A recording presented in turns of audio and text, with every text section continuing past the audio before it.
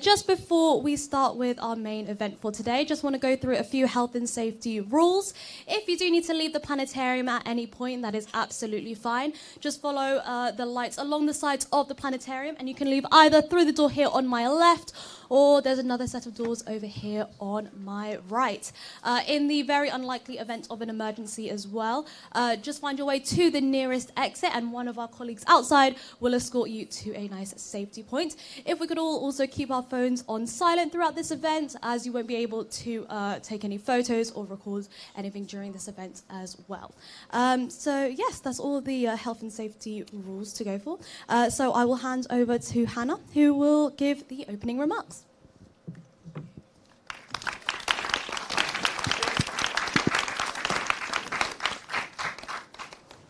Hi, good evening.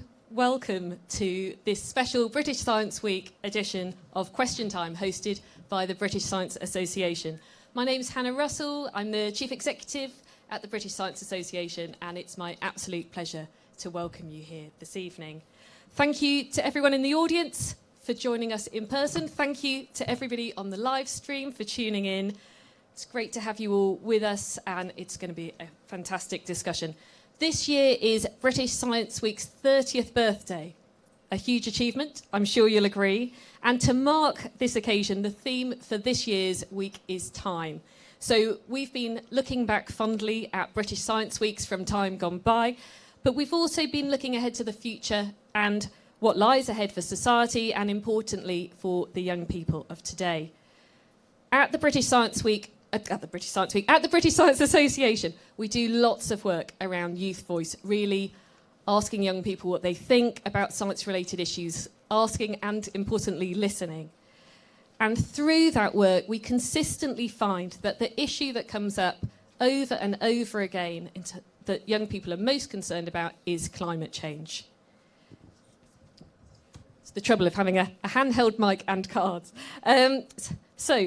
Over the years, we've asked thousands of young people for their views.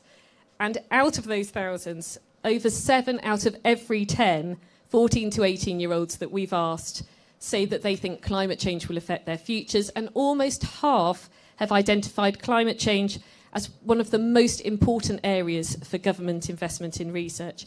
And that compares against only 18% who have selected pandemic preparedness or artificial intelligence as priority areas for research.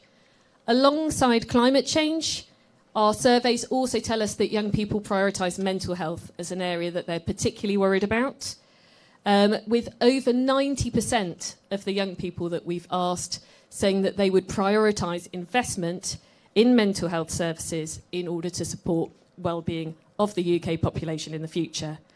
Those sorts of issues, climate change, mental health, are complex. They can seem daunting, and it can be quite easy to feel powerless, and particularly it can be easy to feel powerless if you're a young person in an ageing population like the UK. But it's really important that young people feel ready and able to contribute to debates on issues such as this that are going to affect your lives and futures. And as the science community, and I include educators and policymakers and others, we are the ones, we need to step forward and we need to offer opportunities for you guys to be able to have a say, to have a voice on these issues, and to engage with science in a way that feels relevant and helps you to prepare for your future lives, whether that's within science, engineering, tech, or other careers. So as well as running British Science Week, at the British Science Association, we also run a programme called the Crest Awards. And that's very much about giving people the opportunity to ask a question and explore it. Each year, around 50,000 young people complete a Crest Award. So if you haven't already completed one, I'd really encourage you to take a look. So I've probably said enough. This week's British Science Week theme is time. And I believe there is still time for us to address the issues that young people are raising, but we can't waste that time.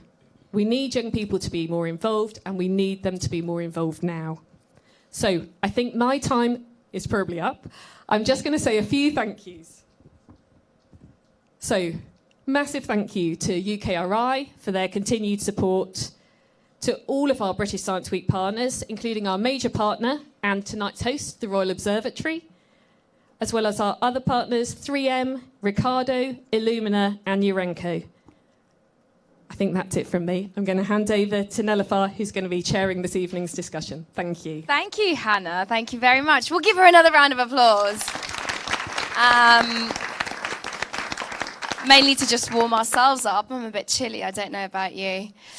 Put your hands up if you're a young person. Nice. Put your hands up if you used to be a young person.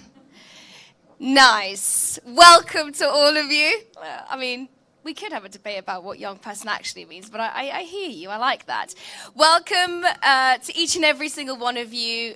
Thank you for being here in person, and thank you for joining us online on YouTube if you're tuning in. This is going to be a lively and interesting one wherever you are, so thank you for being here. Just want to start off by saying my name is Nelufar Hedayat. My pronouns are she, her. I have long black, they are, I have long black hair. I am of a dark complexion, like an Asian complexion. I'm wearing a suit, a skirt suit in bright yellow with floral pattern print on it. And we are in the Royal Observatory, which is a dome-shaped room with a white ceiling, lots of black chairs, and I am on a panel with 4 other people. It's really good to see you here. Why me? Why have they asked me to come and do this? Well, I do journalism, I make documentaries, and I try and focus them around young people and science-based things as often as I can. So the last thing I made that I would encourage you to go and watch was called The Plastic Time Bomb. And it's a show that I made all about how the plastic that we recycle doesn't necessarily go to where we want it to. I've also just finished a 4-part series called Generation COVID, which essentially is a show, 4 hours of content about how the lives of young people have been impacted by the COVID pandemic. And I went all over the world, Japan, South Africa, Peru, America, India, Sweden, to kind of get a snapshot of what the pandemic has done. So to say that this event, this week, and this panel is absolutely in my wheelhouse and something I'm deeply passionate about would be fair thing to say. So thank you for having me, and thank you for giving me my time here. And I really hope to engage all of you in the next sort of hour or so. Here's a challenge, if you will. You don't have to accept it, but here's a challenge. It would be really cool if at the end of my time here, you guys thought of interesting conversations or interesting points to raise yourself. They don't have to be questions.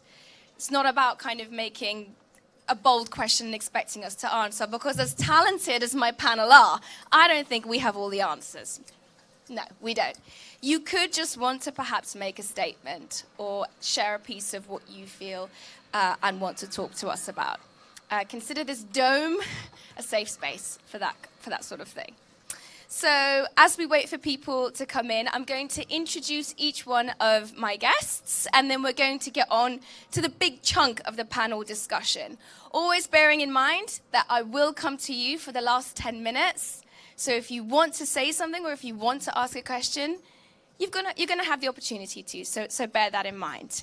All right, are we ready to get started? I'll take it. Lukewarm is good. I'll take it. I'm not picky.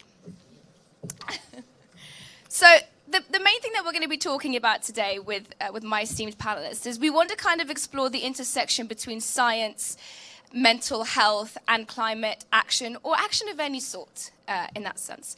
We want to talk about how decision makers, politicians, stakeholders, organizers, businesses, education establishments, how these areas in society can help address the concerns, but also to facilitate the change that we want to see, right? It's very easy for us to feel that the challenge is insurmountable, and therefore apathy can set in, right?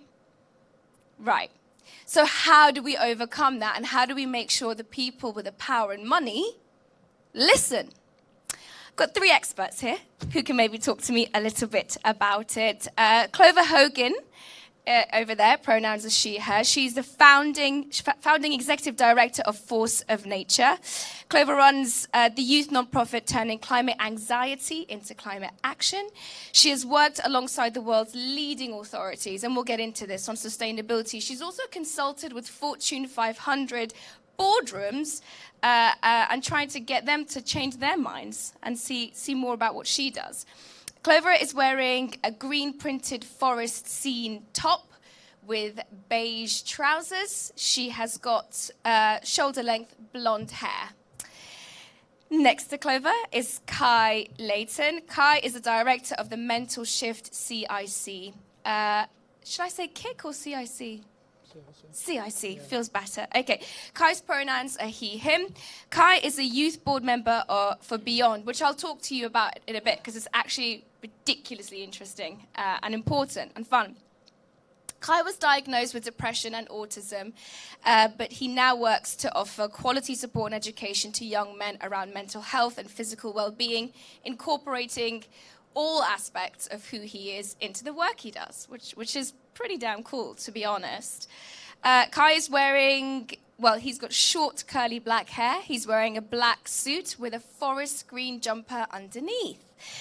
And sitting to my immediate side here is Alex Holmes. Alex has the pronouns he, him. Alex is the deputy CEO of the not-for-profit, the Diana Award, and he's a director as well, by the way. At the same time, I had to be clear because I thought there was a typo. At the same time as doing that, he's also the director of BBC Children in Need, focusing on their new We Move fund. Just £10 million he has to, do good. So that's Alex. Not my personal money, but yeah. Just the money you run. Both these endeavors focus on centering young people and young voices and empowering the youth to direct their efforts into action for themselves and for each other. That was a lot of talking on my part, but please can I have a round of applause for my panel?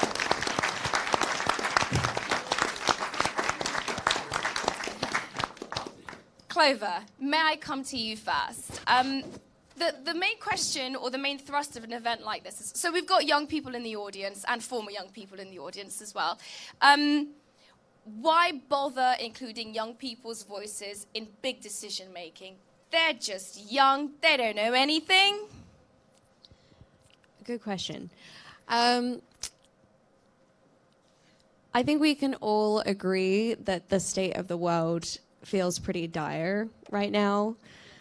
Whether it is the mental health crisis, most affecting our generation, Gen Z, and increasingly Gen Alpha, which are coming through, whether it's humanitarian crises like the genocide in Palestine, whether it is the climate crisis and the fact that scientists are categorically telling us that we're hurtling toward a cliff of ecological and biodiversity collapse. Whether it is the fact that by 2050, it'll be estimated that over 1 billion people will be on the move because of climate change. I think as a generation, we've inherited some pretty huge problems.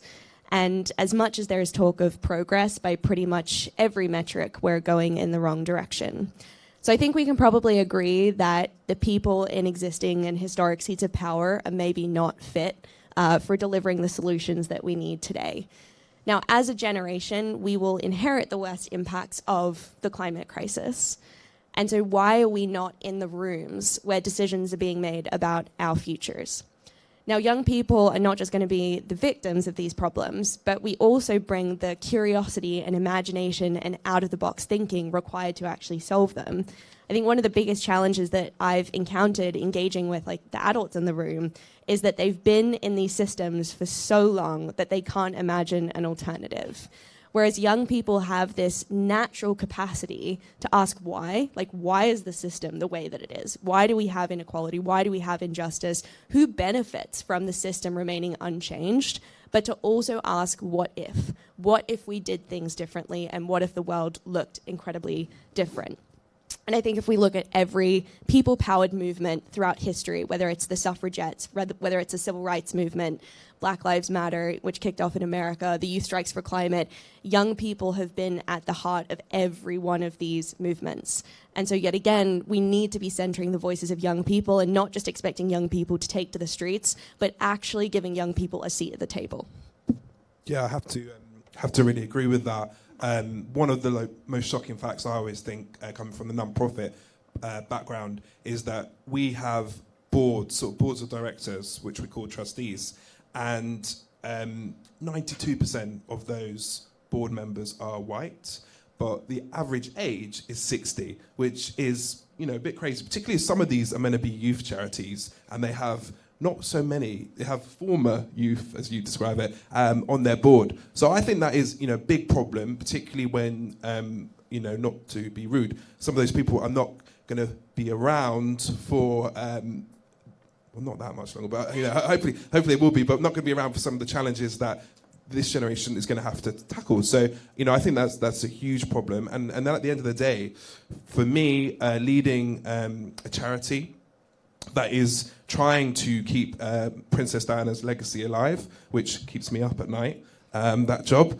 It is really important to remember how powerful young people are. Yeah. The potential they have to not just shape attitudes, change behaviours, but actually change the world. And that's what we do at the charity. We have an award where we recognise thousands of young people with the Diana Award across the globe who are following in her footsteps, tackling some of these big issues. And for me, that's how my story started. I was 16, I was experiencing some bullying at school, and I started a program that created young people as anti-bullying ambassadors who stand up instead of standing by.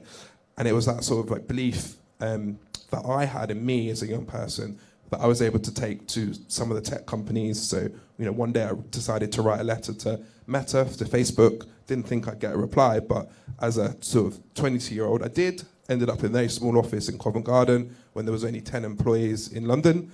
And then they came on to fund the program that I run, and I received the Diana Award for that. And now I sit on a lot of the boards for the technology companies. So, sorry, just for the people that don't know, because I only learned this when I was 26. That's not a joke. Deadly serious. What's the board? What do you do on a board? What is your input? How do you make a difference?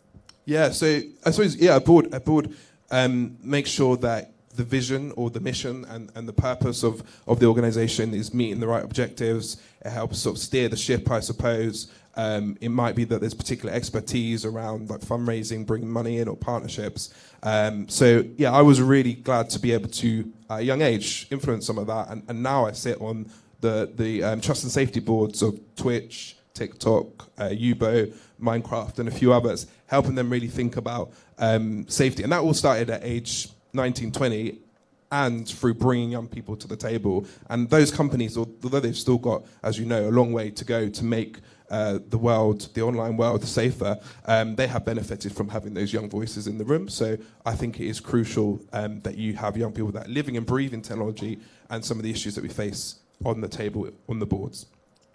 Thank you, Alex. Kai, can I come to you? Your work is quite different to Alex's work, and you operate in a different part of this kind of debate and this discourse. That provocative question I asked earlier, what's the point? What is the outcome, or what have you experienced being the benefits of engaging and including younger people in the decision-making process to begin with? What's the point? I think there's quite a few different benefits. A lot of the work I do, my company is run by young people. I'm on the youth board for Beyond, which is full of young people.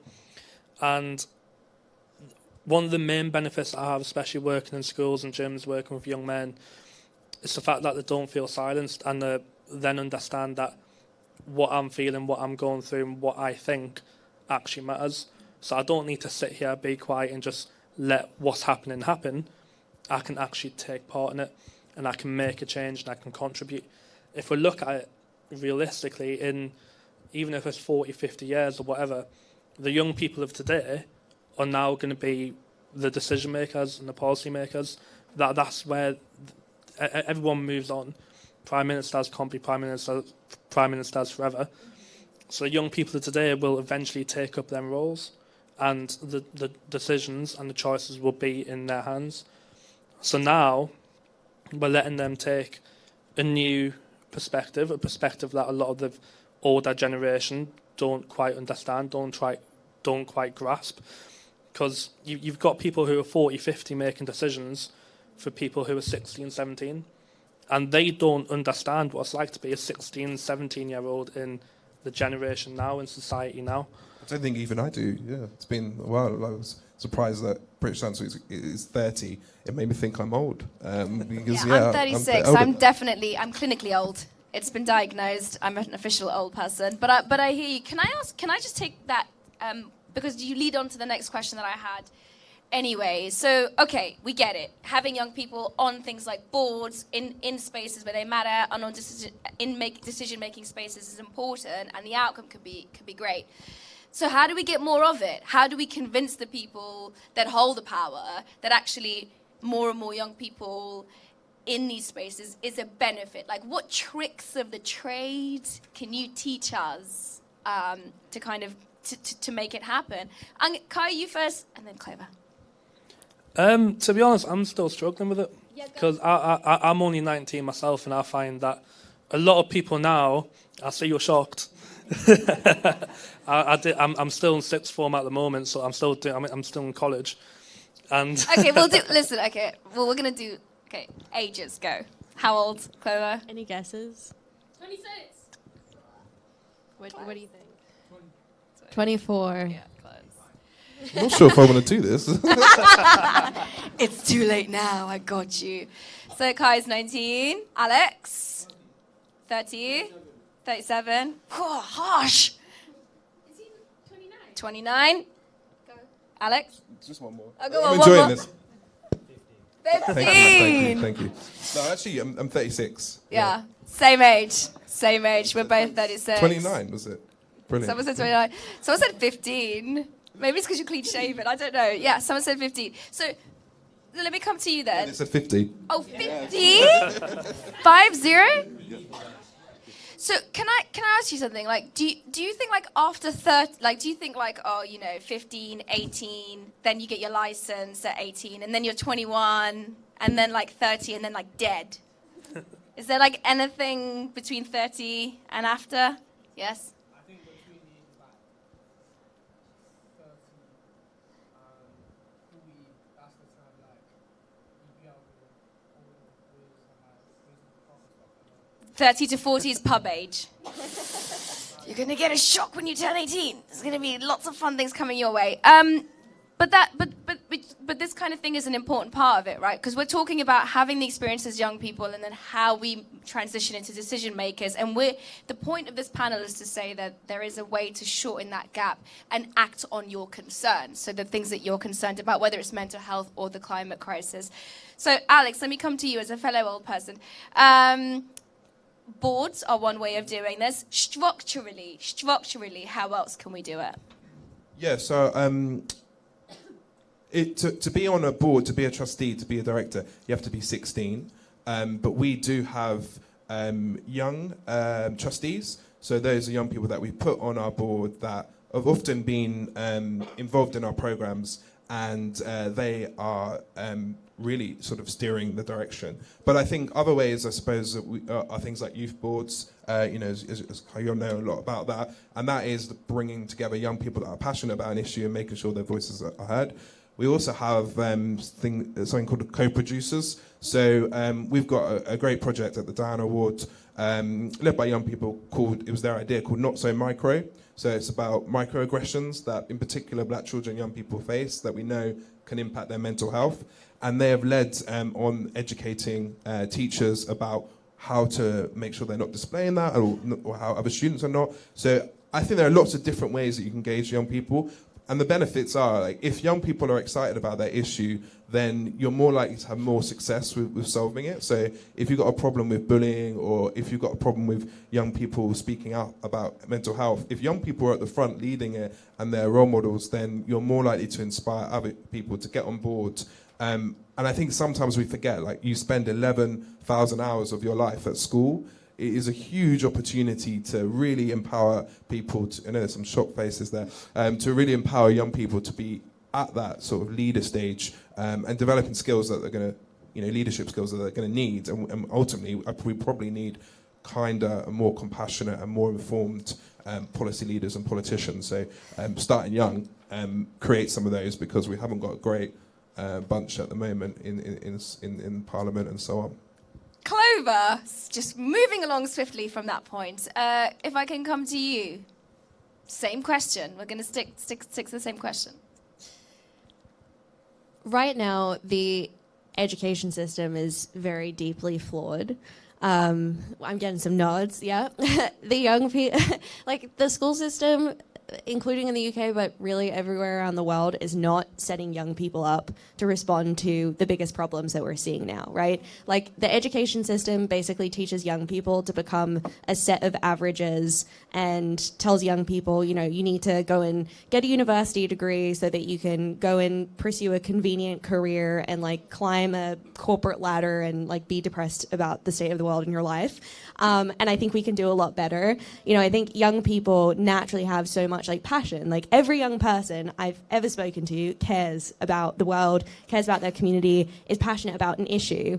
And we need to actually nurture that passion, right? And we need to help young people develop the skills to be able to take that care and translate it into action. And so a lot of the work that Force of Nature has done is at the intersection of mental health and climate. So it's understanding how do young people feel about the state of the world, about their role in it. But then critically, what are the skills that you need to channel those feelings into action? And so we have a community of now over 1,000 young people in like 50 plus countries, and we take them through training pathways that help them get clear on like, what do I bring to the table, right? I know for me going through school, like I loved communication, which is maybe obvious. Like I loved, communicating and understanding the power of storytelling. I sucked at math, like even now, can't do like simple mathematics. And I could have come to the conclusion that I was just like stupid, right? Like I wasn't cut out. And instead I had amazing mentors, and I had actually an amazing schooling system that taught me to channel that skill that I had into the work that I wanted to do. And so we help young people on that journey. Like, what are you uniquely good at? What is the problem that you're passionate about? And then we take young people on these trainings. So we do speakers trainings, helping young people understand like how to tell their stories and how to tell their stories to different audiences. We teach young people how to work with their peers and work in the education system. And we also teach young people how to engage with decision makers, right? How do you actually like bridge that gap from being someone who's passionate to being someone who can actually influence policy, who can actually influence business leaders? And then we create opportunities for young people to do exactly that. So we set up youth boards, we set up boards within massive companies. We've had young people directly counsel heads of state, right? Give voice to their passion. But we can't just like hand the microphone to a young person and like expect brilliance. We need to actually invest in the youth of today so that they can address the problems of tomorrow. Nice. No, go on. Yes, we can clap.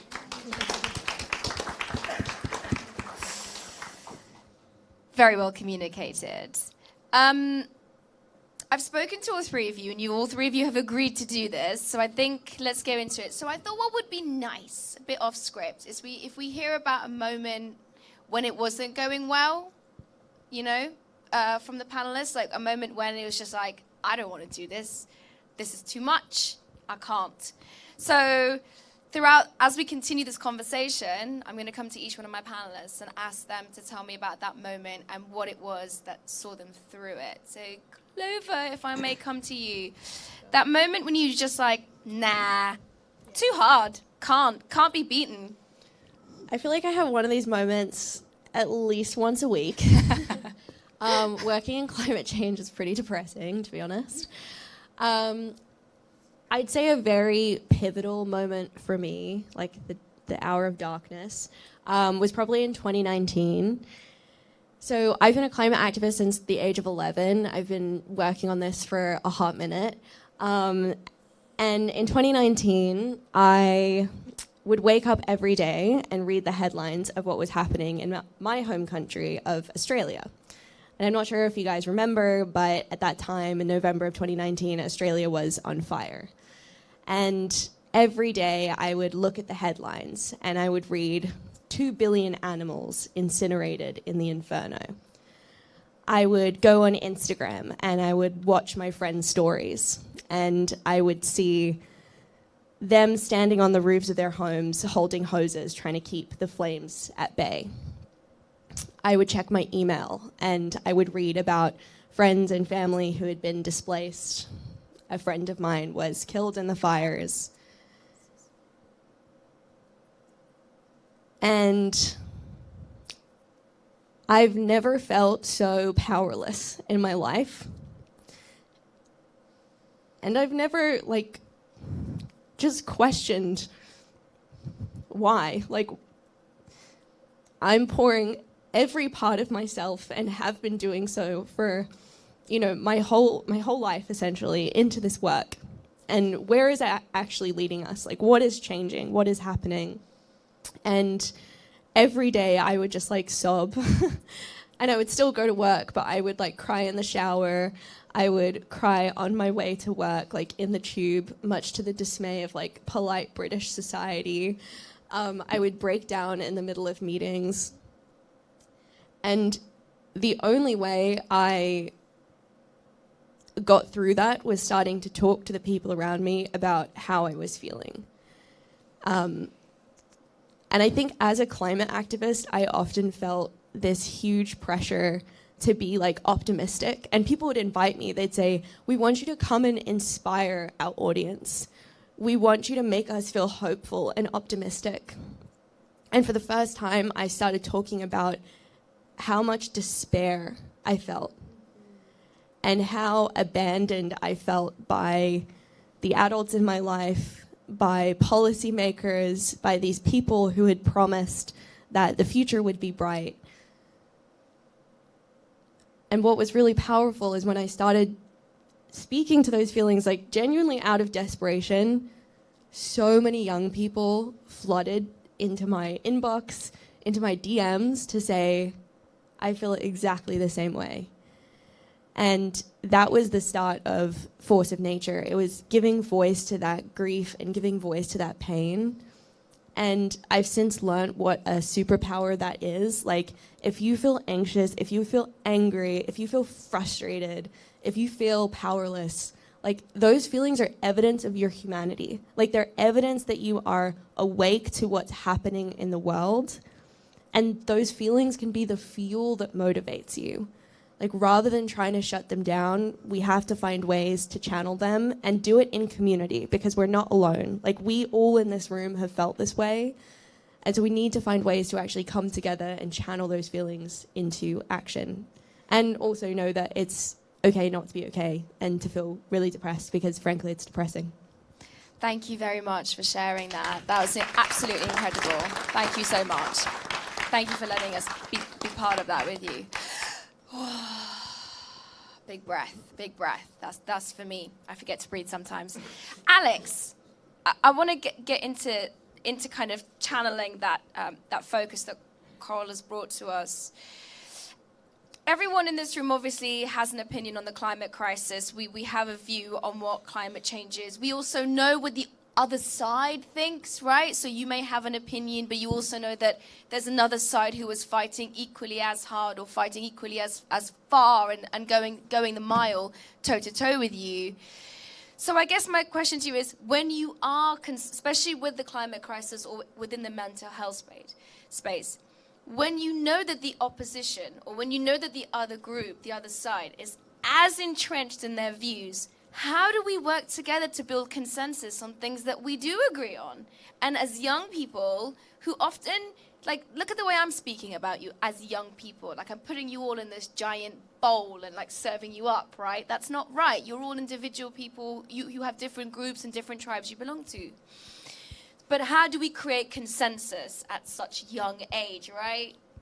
Yeah, I think it can feel incredibly tough to do that, but I think you have to have self-belief in your power and your voice, and you have to come together with other like-minded people to bring about change. And for me, when I was 16, I started very sort of local, bringing together my peers.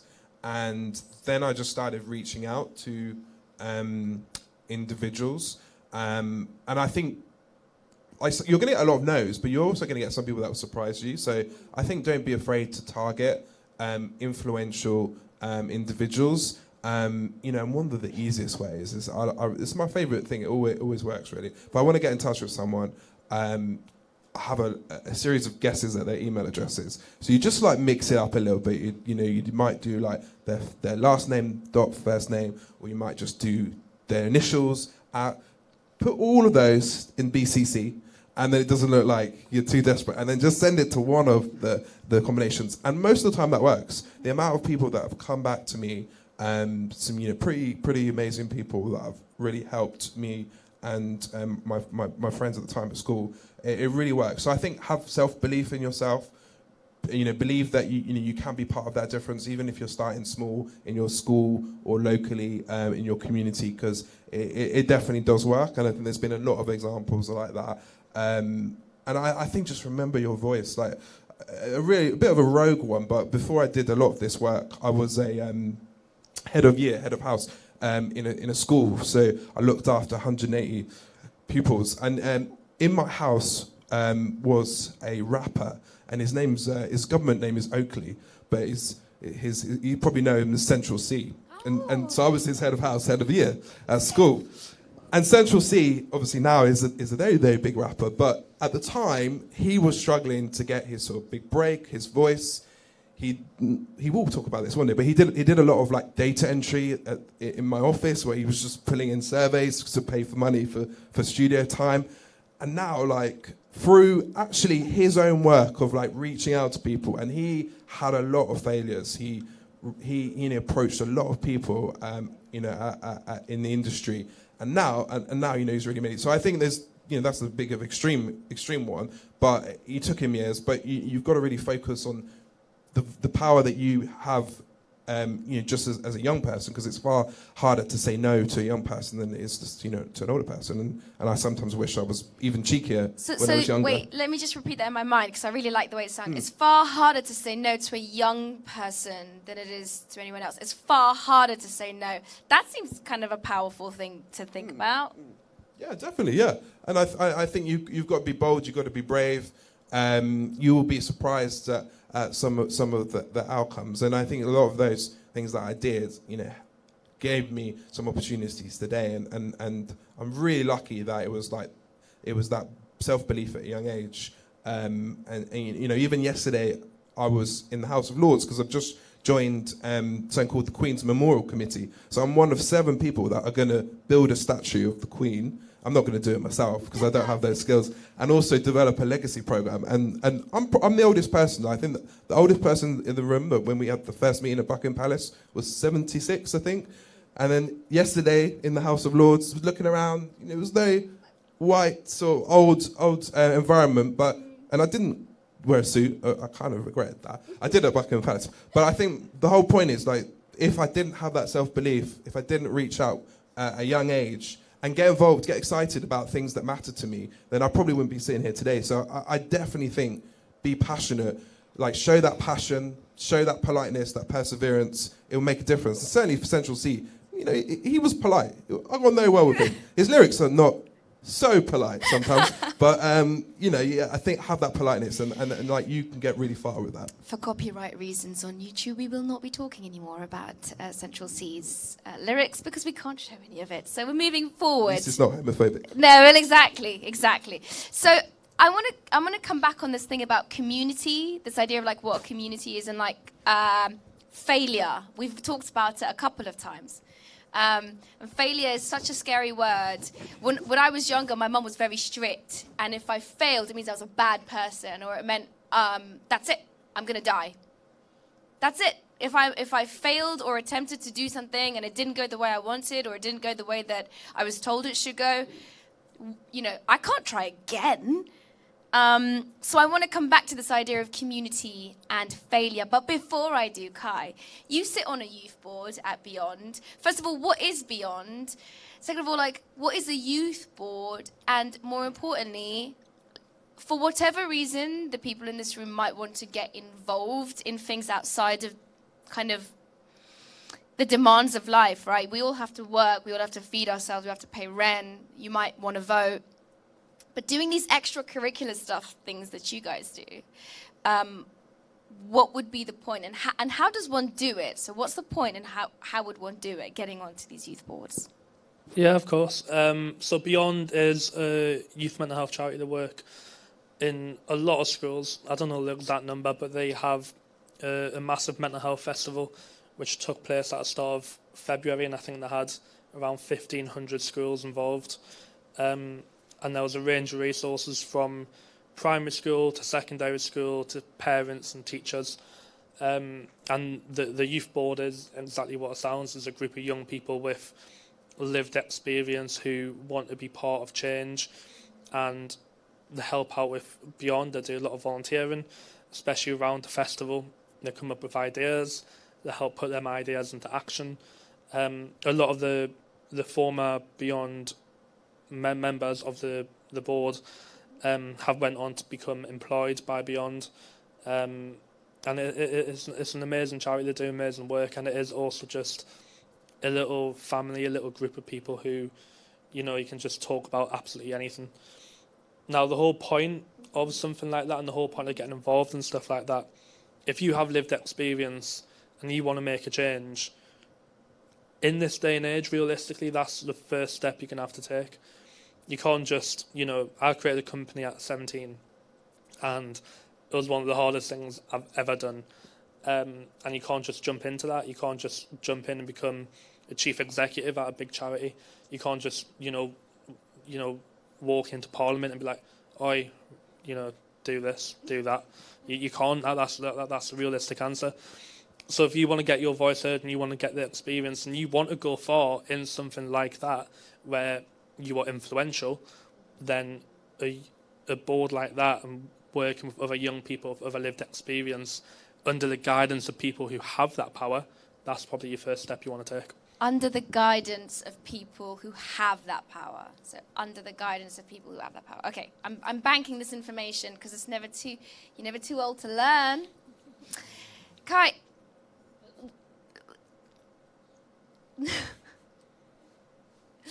Kai, if I may come to you. Sorry, I'm sorry, I missed the joke, so I'll come back to it once I get it.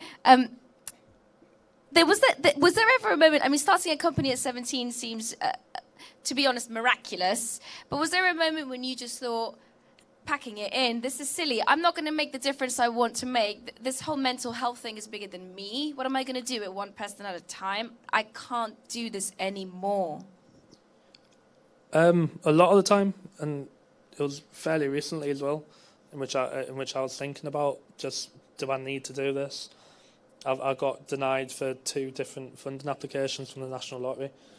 And at the moment, a lot of it is self-funded. I work part-time to fund a company.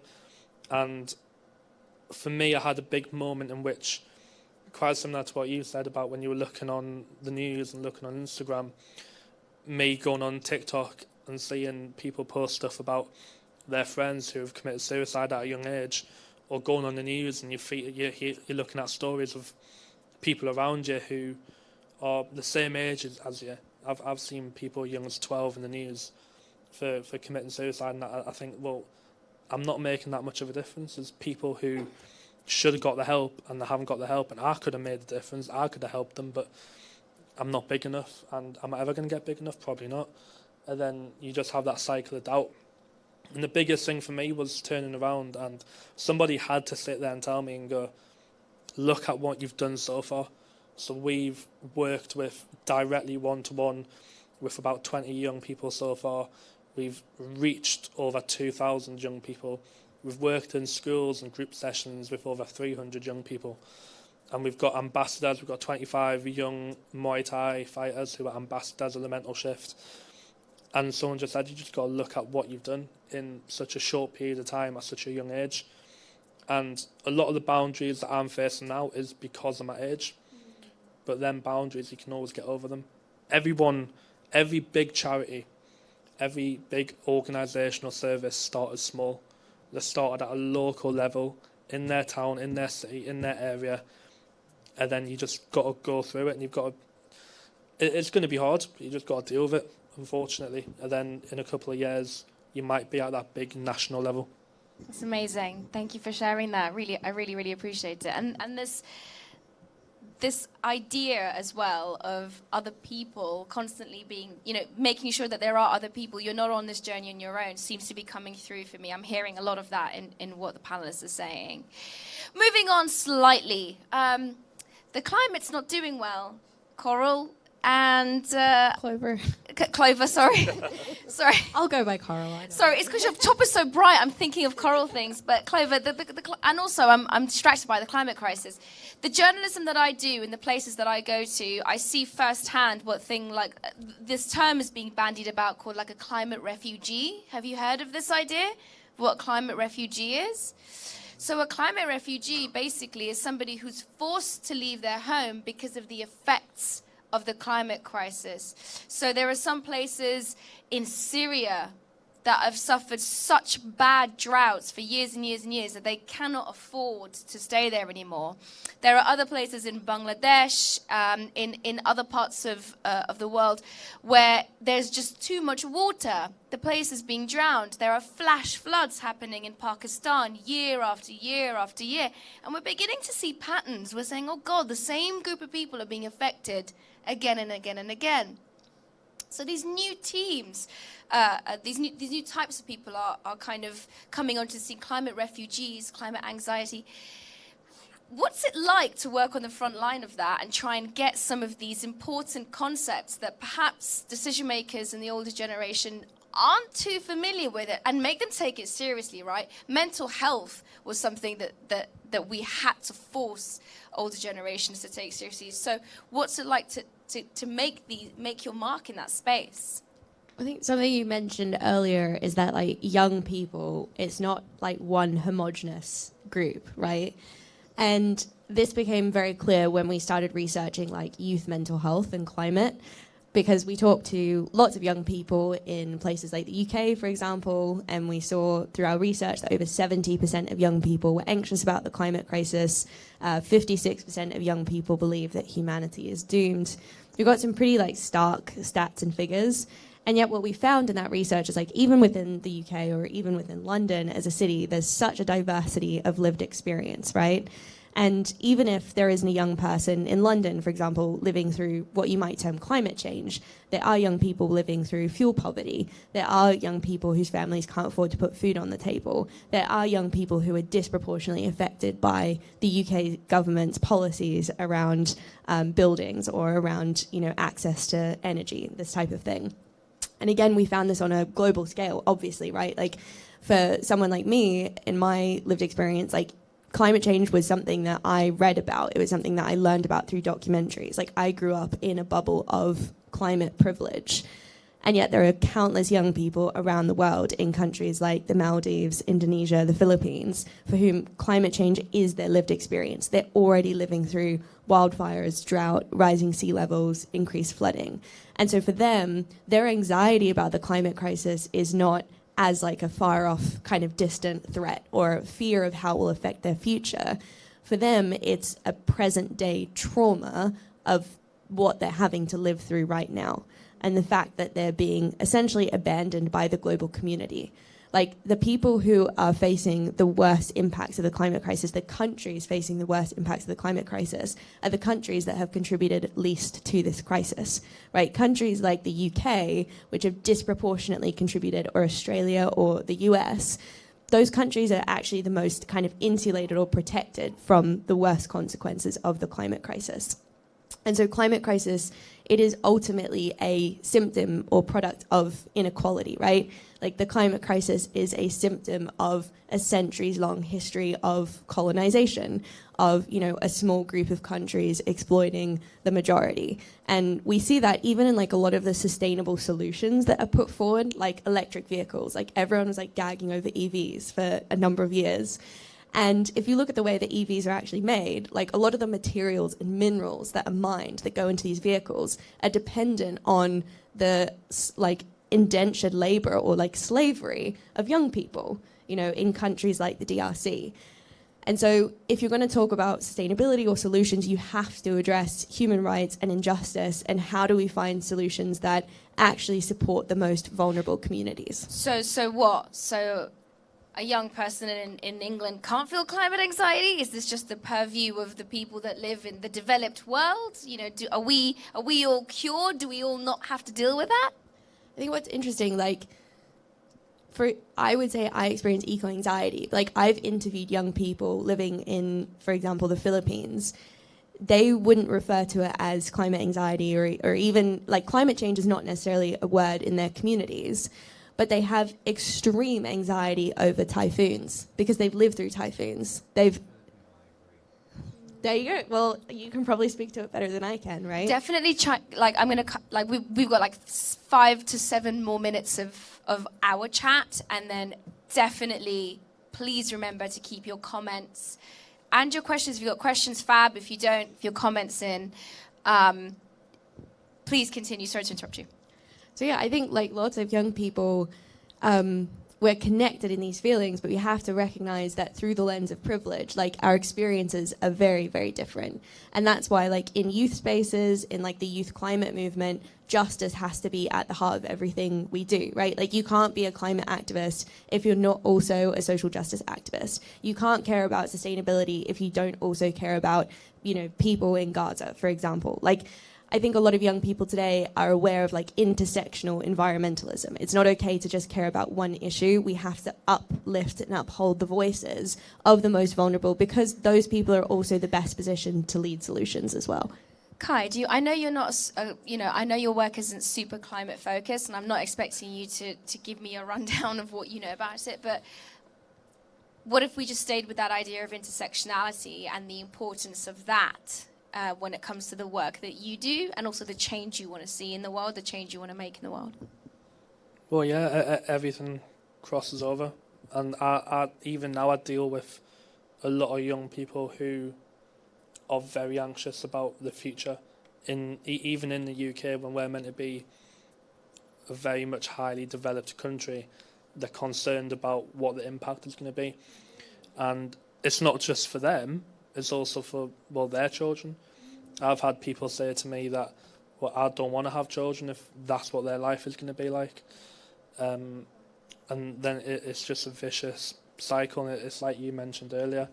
A lot of the older generation decision makers and policy makers aren't going to be here for the worst part of it. But the young people of today, they're going to have to live through it. And then their children are going to have to live through it.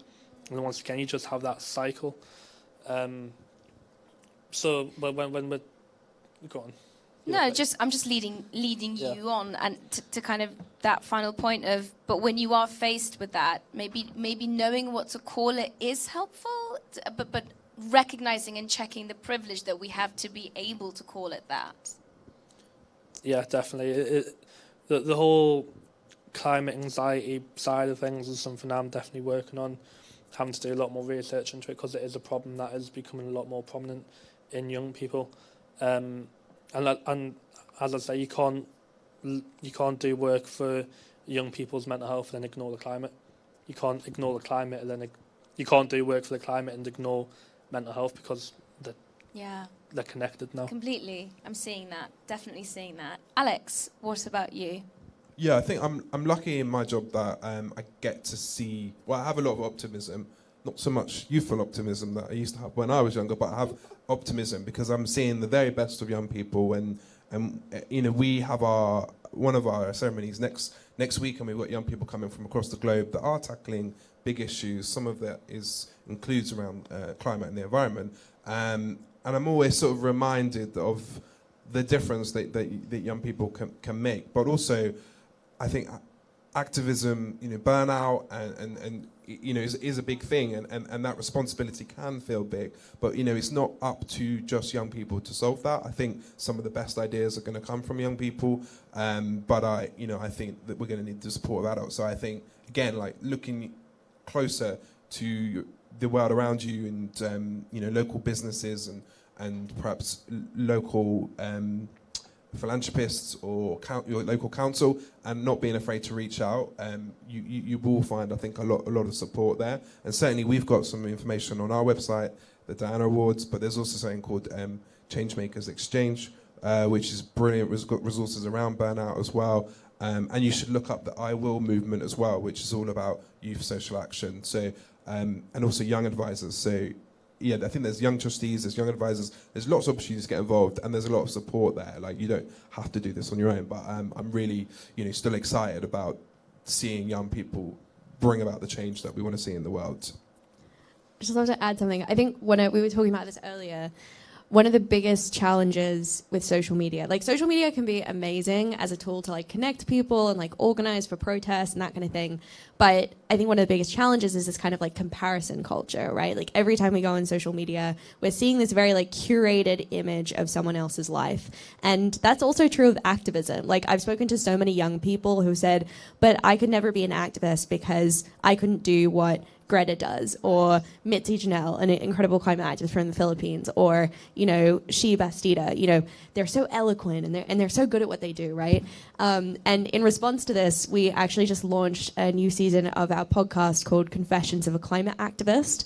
And it's so spicy. Like, we pull back the curtain on climate activism and talk about everything from burnout through to alienating friends and family because you have different politics to them, through to having a quarter-life crisis as an activist, all the way through mental health and everything in between. What was that called again? Confessions of a Climate Activist. Is it available on all platforms? It's available on all platforms.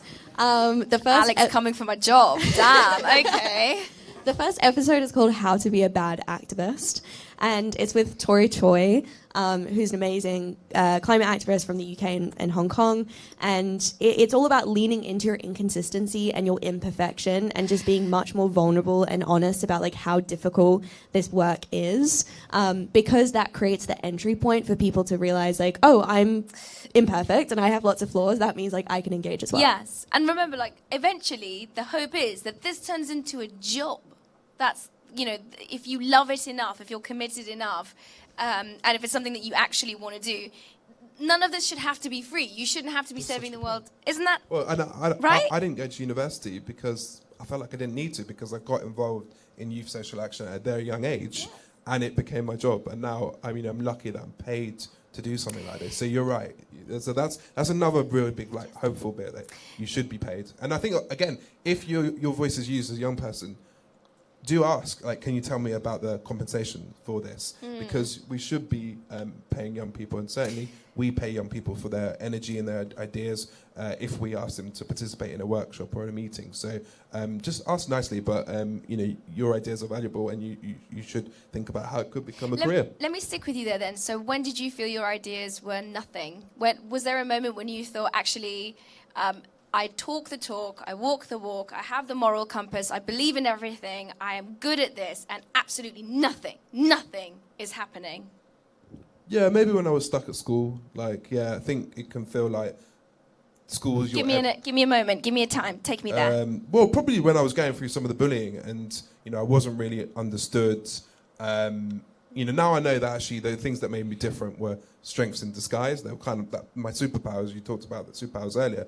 But at the time, I think when you go to school every day and you feel like you are being told, this is what you have to do, this is what you have to learn and understand, it can feel incredibly difficult. But I used that to my advantage and got together with my peers and did assemblies on issues that I cared about, or did activities at lunchtime, and got involved in school council. Then as my voice became more powerful, I became more confident. They made a big mistake. They invited me to the governor's board meeting, and they didn't ask what I was going to present. And I told them a lot of truths, and that did actually help. It changed the system. But when you're part of a system, you can feel a bit stuck. But I think coming together with other people who are like-minded, you do get out of that. But there's a big world out there, and the things that made you different are actually going to be so valuable to the organisation or the institution that you join. Yeah. And certainly I employ people that bring a lot of difference and unique perspectives. And we're trying to make sure our board eventually is actually made up of young people completely as a youth charity. It's big ambition, but that's what our chair, who isn't a young person, has agreed to. So he's agreed to leave eventually. Okay, I've got like 4 more minutes to have them to myself, and then I'm gonna throw it over to you, my co-hosts, for the last section of this conversation, and we'll spend about like 10 minutes maybe chatting, seeing what you guys have to say. Again, comments or questions, doesn't have to be one, and my aim is to get to everyone in the room, so have your say and then let's move on. My final question to you 3, I'm supposed to ask you, by the way, is Kadra here? Where's Kadra? Kadra, I'm coming to you in a sec. My final question to you is supposed to be, what is the single most impactful action we can take to reduce mental health inequalities among children and young people? But I don't want to know that. Don't care. What I want to know is this idea of failure can feel really, really kind of important, or can feel really, really difficult. So how do we overcome failure? How do we overcome that feeling that maybe, nah, I won't try, this is hard. There's a better person behind me. Like my friend in that class can do this so much better than me. And we'll go, Alex, you go first. I'm just going to keep it very simple. And it's not, I hear that point about social media, but I'm going to say maybe be excited about the difference you can make in the world, and live your movie. It's actually a line that sort of Central C says a lot. Like, live your movie, actually. And it is about getting excited about your voice, what you have to say about the world, how you can make others excited about being part of the world. And I think, that's I'm going to keep it short and sweet. Kai. Fail. You need to fail. If you don't fail, you're not going to learn. If you don't learn, then you're not going to make it far. I work with fighters all the time. It's completely different to what we're discussing, but I've worked with fighters who have won 20 fights and they don't know what losing feels like, so then they've lost that 21st fight, and then the whole world crumbles and they question everything, and then I've seen people give up because of that. And I've always said I failed early on, and I'm quite grateful for it, because now I know what it feels like and it doesn't set me back. But you need that failure to teach you and give you that resilience that you need. And also ask for help when you need it, so you're not doing it on your own. Over to you, Clover. Not Coral. Clover. So sorry, I can't get over it. You're all good. I would say focus on something that's bigger than yourself. The first time I ever gave a speech, before I went on stage, I was convinced that I was going to throw up all over the audience because of how nervous I was. I had so much anxiety and my knees were literally shaking. And my mum came up to me, she's a woman of wisdom, and she said, the reason you're so nervous is because you're letting your ego get in the way.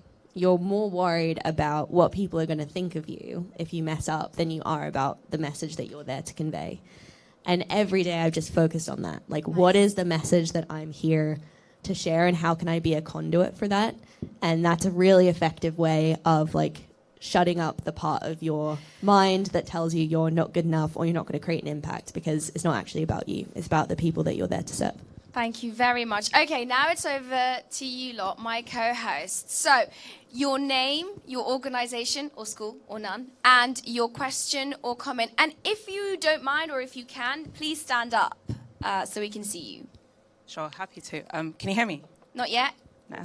Yeah? Yes. Hi, everyone. I'm Kadra. I'm from a charity called Centre for Mental Health, and I'm also on the youth board at Beyond with Kai. They've got a very generous definition of youth that goes up to 35, so just about made it there. But you asked my question, but I wanted to ask a different question, actually, because you guys all touched on the education system and how it's not fit for purpose for all the challenges young people are facing and for modern society. So what would it look like if we had to reimagine the education system? Anyone in particular, or everyone? Anyone who wants to answer. What would it look like if we had the right education system? I'll take it. I've got the most recent experience, I'd say. No offence. Very true. But no, what we learn isn't good enough. We'll learn stuff. I've never used quadratic math.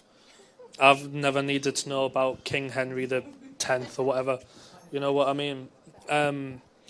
We need to spark that conversation. I see a lot of schools do mental health presentations, but stand there, talk for 20 minutes, and that's it.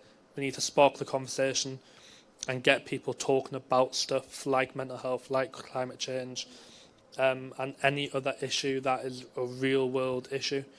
So I think the first part is, if I had to reimagine the education system, it would be what issues are young people struggling with at the moment. Let's tackle them. Make that an equal priority to quadratic math, whatever it is. Wow, really hates quadratic math. Damn. I don't know what it is, so I can't hate it. Anyone else for a comment? Can I get a couple of people's hands up? So we'll go to one. You have a question?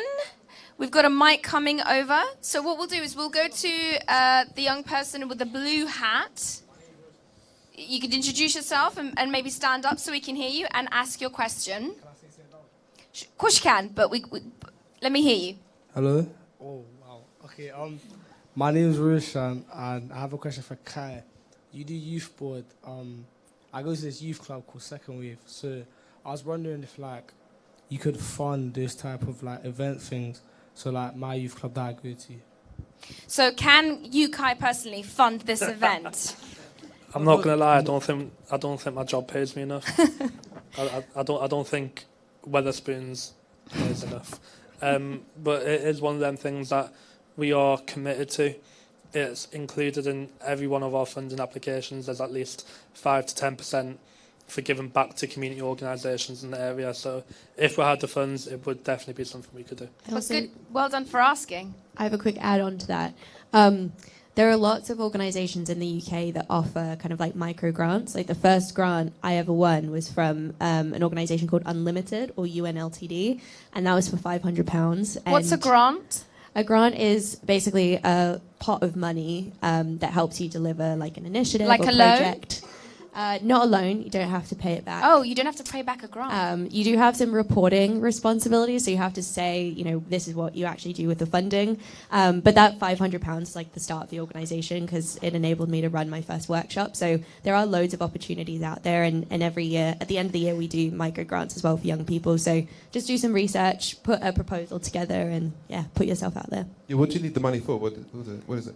Oh, no, it's just like my youth club, you know, there's only one, and it's in like Lewisham, and it's like we want to do more events and get like more people to start coming because there's only a couple of us. You know, I go, my friend goes, and another one, and it's like we want more people to come, and we talk about like mental health, and also we do drama and acting, which I think kids would like, because I didn't think I'd like it at first, but then I started to do it, and I really liked it. I enjoy it. It's a calm place, and I feel like everyone should be going because it's a nice environment.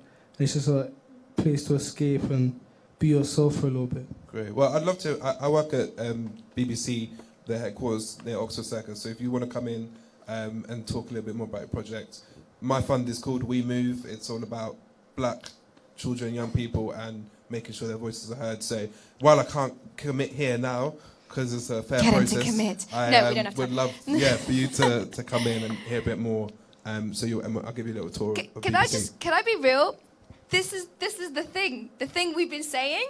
You know, like the hour we've been talking at you. This is the thing.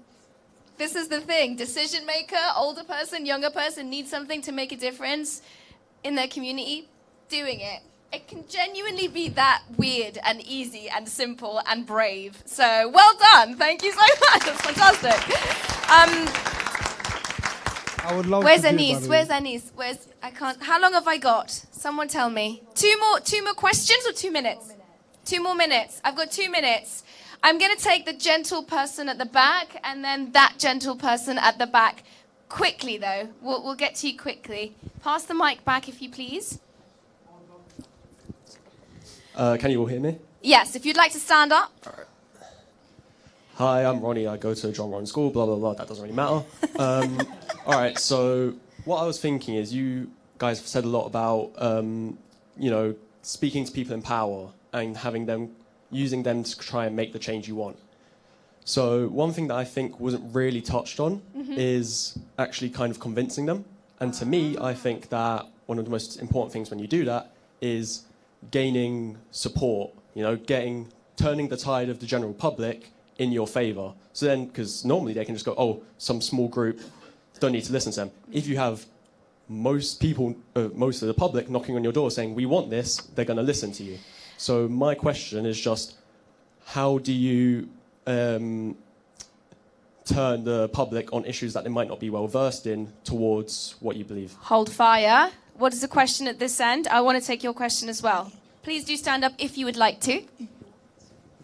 My name's Davina. I'm from Southwark Youth Parliament.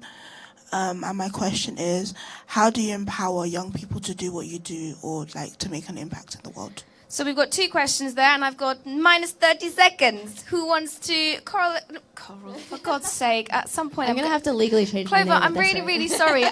Once I get these brain things in my head, it's impossible to remove them. First question. I'm going to answer your question. Go. So there's this really interesting thing called social license to operate. And it's this idea that the government needs a certain level of public consent to do certain things, right? An interesting example of this is fracking, right? Fracking is a really extractive way of getting oil and gas.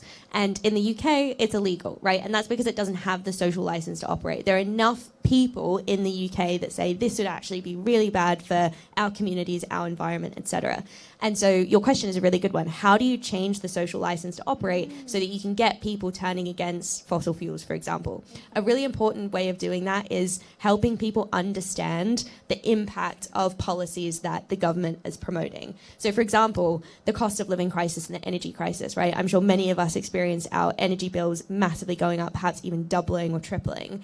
Now, that policy was a direct result of the UK government's investment in fossil fuels, right? And the fact that in 2022, the 5 biggest oil and gas companies made $200 billion in profit in 1 year, while people died from heat in the summer and cold in the winter, unable to afford their energy bills. Now, the UK government will tell you we need more North Shore drilling, more oil and gas projects to bring your energy bills down. Mm-hmm. But doing so will not change the price of your energy bills. We can cheapen our energy bills by doubling down on renewables. So we need to find ways to communicate to the public about why these policies matter to them. And frankly, some people aren't going to care about climate, right? They have more immediate concerns in their lives. Mm-hmm. But something as immediate as, if I vote for green policies, that means I won't have to pay as much at the end of the month, is a really effective way to get more people on board. Right. So messaging and public awareness is super important. Thank you so much. And what about that final question? That question was, how do we empower young people to actually do it? So how do you empower young people to do it? And this will be a quick one before I have to hand over. Yeah, I'll keep it really quick. I tell people what I got told when I was in year 10, and it was to use your experience to push for change. The main thing I tell people is the fact that you can go through struggle and you can go through hardship and you can let that be that. Or you can use your story and you can use what affected you and hurt you to make a change and help other people in that similar situation. It's all about the motivation. It's all about having that purpose and having that reason.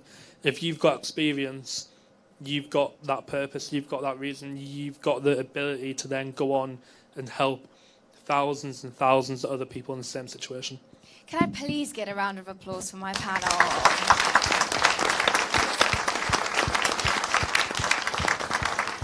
Very quickly.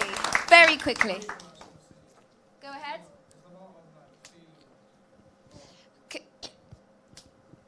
Go ahead. Stand up, It's just about you should never give up on what you like and the passion you do. If you find something that you love, you should keep doing it no matter what. I love basketball, and it's at the start I was always failing, and I could never get better. But at the end of the day, I put the work and I succeeded in what I did, and now I play for Great Britain, and I'm going to Manchester this year to play. Woo! Go on, son. I feel like we're having a moment here, everybody in this room. Isn't it fantastic? Thank you so much for sharing that. That's a fantastic point and very, very well made. How mature, how brilliantly inspiring.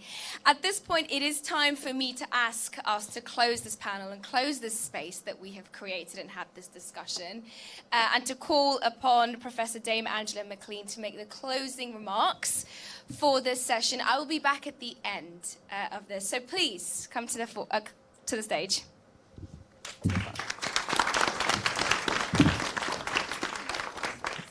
Thank you, panel. Thank you all. That was actually a very inspiring hour. I feel humbled. So thank you, Hannah, for inviting me to say some closing words.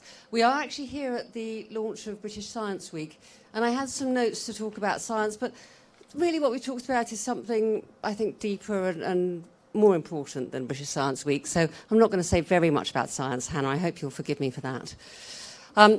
The reason I'm here at British Science Week is that my name's Angela McLean. I have a job which is called Government Chief Scientific Advisor. So it's my job to make sure that the Prime Minister and the Cabinet have in front of them good scientific advice that they can understand when they're making the kinds of decisions we're talking about today. But I think we've been talking about a different kind of decision-making today, and I would much rather sort of reflect on what we've heard this past hour and things that really resonated for me. And that discussion we've just closed with on failure was something that I'm sure everyone in this room over the age of 40 could give you a long, long list of our failures. It is a completely normal part of being an adult. I mean, an older adult your list of failures is just longer because if you had more time to keep trying at things. So I'm going to read you just a very short quote. This is from an Irish novelist and a theatre director, a man called Samuel Beckett. I love this quote. He said, "Ever tried, ever failed, no matter. Try again, fail again, fail better." And I think that idea that you've just got to keep trying and you will fail, but the second time you can fail better. You do get better each time you're trying. Certainly for me, just resonates tremendously. It's basically the story of my entire working life is fail again, fail better. And I was just very, very, actually I was really moved by the stories you guys told about taking your own experiences of failing and then getting up again and failing again and failing better. Just very briefly, I thought the way several of you touched on sadness and what a very motivating experience sadness can be. I think, Clover, we were all really very moved by your description of your moments of climate despair and full of admiration for how you've turned that into a driving force for the good things you can do. And you too, Kai. I thought you were just the same sort of thing about seeing terrible things happen, or indeed trying to get support for things that you know need to do, and it doesn't always come through, does it? Well, that's not the time to give up. And one of the things I think it is worth remembering is if you aren't ever failing, it may be that you're not trying things that are quite hard enough. Because part of pushing pretty hard to do something that is really, really worthwhile is that sometimes it will fail. And I really loved what you said, Nelufar, about failure shouldn't be a bad word at all. So finally, with some of the more cheerful, well, it was all very cheerful and positive, actually, but I thought we had some really fantastic positive messages here. And I'm just going to pick one each. Alex, I loved it. It's far harder to say no to a young person. Well, that was a completely great one. I really liked what do I bring to the table and what's the problem you're passionate about. Two really very straightforward questions to ask yourself. Kai, your description of a little group of people who can talk about anything, for me, was a really wonderful encapsulation of the best bits. They're the best bits of social life, and they can also be the best bits of working life. I'm just going to close by turning to this very last, I thought, wonderful question from Davina about how do you empower young people. And I think, Kai, it was your answer, wasn't it? Which was use your experience to create change and help other people. Thank you all so much. I feel humbled and inspired by your panel this evening. Dame Professor Angela McLean, thank you for rounding off what's been a really interesting and insightful moment. Should we just do a collective breath together? 1, 2, 3, breathe. Lovely. Thank you to my phenomenal panelists once again for providing their insight and experience. Thank you to Professor Dame Angela McLean for closing the panel, and thank you to our audience both in person and online, those of you who are watching now or later on. We hope you've enjoyed it as much as we have. A final thank you to our major partner for British Science Week, the Royal Observatory, this place that we are in now. I have been your moderator and your host, Nelufar Hedayat. Good night.